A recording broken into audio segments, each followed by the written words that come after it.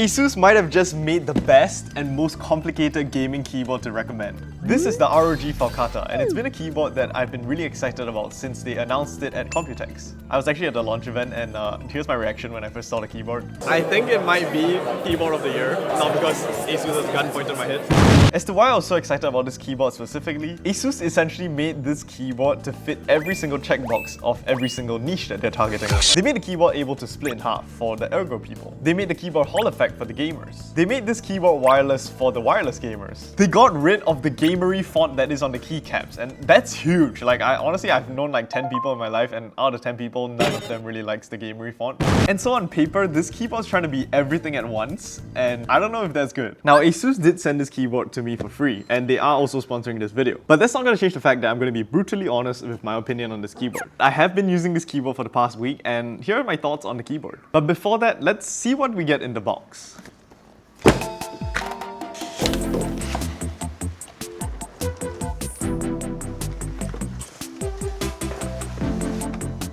Oh my god, the rain is going crazy. Alright, I'm gonna show you the rain.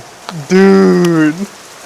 Oh my. So because of the rain ASMR, I'm gonna have to voice over this part. First, we got screwable feet. They come in two sizes. Keycap puller, screws for the wrist rest, a wrench for the screws, and moving on to the next box, we got the connecting cable for connecting both sides of the keyboard, another connecting cable but slightly longer, a mouse mat cable extender, a USB-C to USB-A dongle, and a USB-C to USB-C cable for the keyboard. Setting aside the box for the main keyboard, we start off with the wrist rests. They are removable and washable like the ASUS keyboards, but I will get more into setting them up later. It's kinda confusing. Keyboard fusion duds.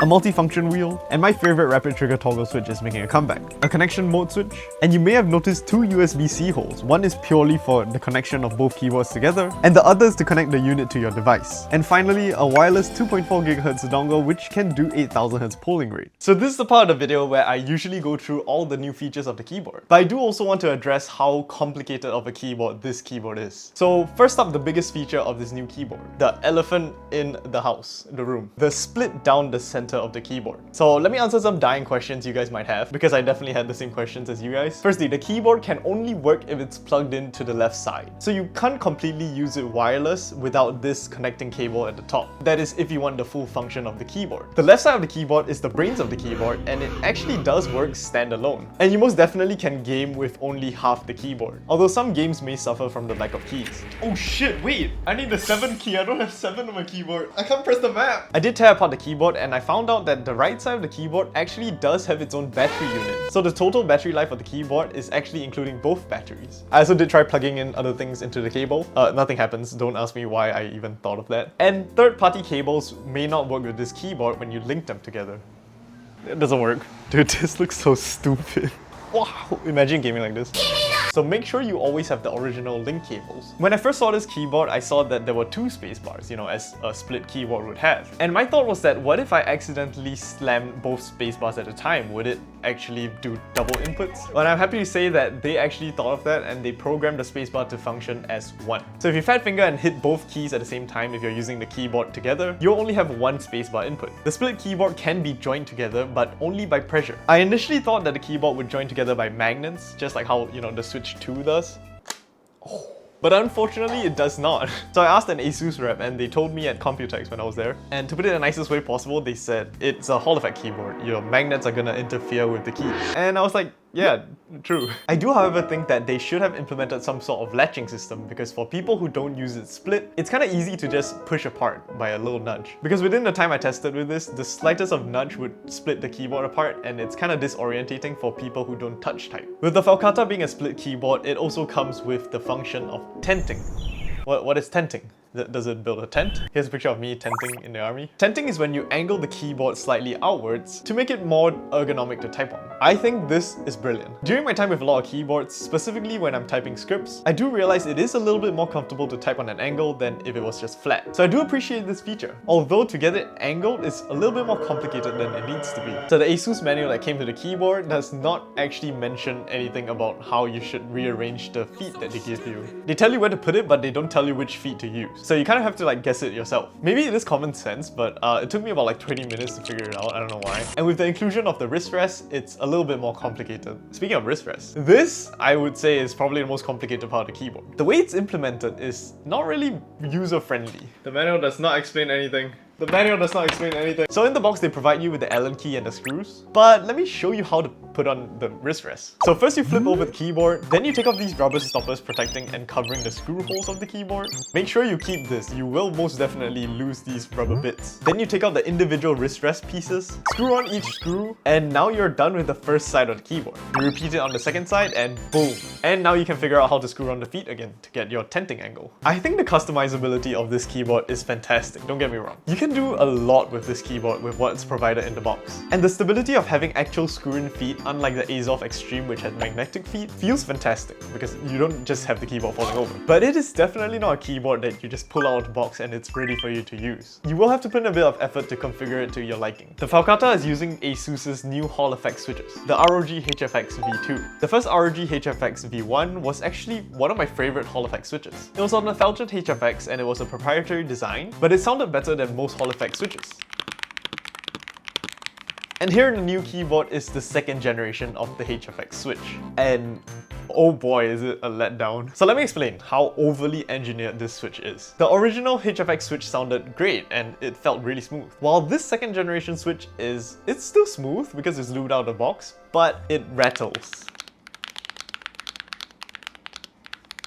And the entire keyboard rattles. And that, weirdly enough, is actually an intentional design by ASUS. So revealing the inside of the HFX V2, you can actually see that the stem is made of two parts. I did ask ASUS why it was done this way, and it was actually a pretty thought out feature. So the moving piece at the bottom of the switch is actually to prevent the wiggle of a keystroke to be accidentally registered as a second keystroke. So it kind of acts like a shock absorber. And this does actually work. Setting the keyboard down to its lowest actuation point and wiggling the switch a bunch, you never get more than the initial intended keystroke to register. Props to ASUS for even solving this problem that we didn't really care about or knew about. Although the one downside with that is that now the keyboard doesn't really sound that good. It rattles the tiniest bit and it's kind of annoying, but most gamers wouldn't even notice this. I did because, you know, I guess I'm not a gamer or something. No! But when you made something so good like the HFX V1, this feels like a step back while trying to step forward. 2 steps forward, 1 step back. Although I did test by lubing one of the switches with my own lube, and especially the part where it rattles, it actually improves the sound of the switch quite significantly. So it is time to bust out the good old lubing kit.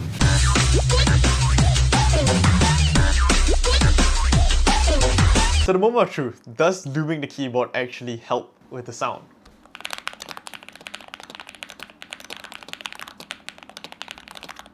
Whoa, wait, this feels really good now.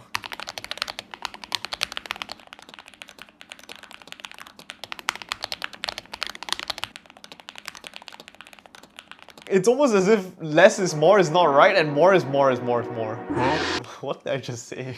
The keyboard sounds like an entirely different keyboard. Okay, well, not exactly, I'm over-exaggerating. But it does feel buttery smooth now. This keyboard now feels like a premium custom keyboard. Yes, I know it's 2025, we don't lube keyboards anymore because everything comes pre-lubed. So I would have been a bit more mad that this keyboard is still using proprietary switches. But these HFX V2s are pretty good. They just kind of need a little bit of help getting there. Okay, yeah, done with all the major features. Here are some of the cooler features, but I'm gonna speed run through it. This keyboard has 8000 Hz polling rate over the wireless dongle, which is great. Probably the first good Hall effect wireless keyboard because most Hall effect keyboards aren't wireless. I know there are a few and you know, I'm getting to review them. I'm actually reviewing one right now. But with my testing with this keyboard, all the gameplay I played with it is actually over wireless and I do not feel a single bit of lag. I was even playing Osu, like freaking Osu.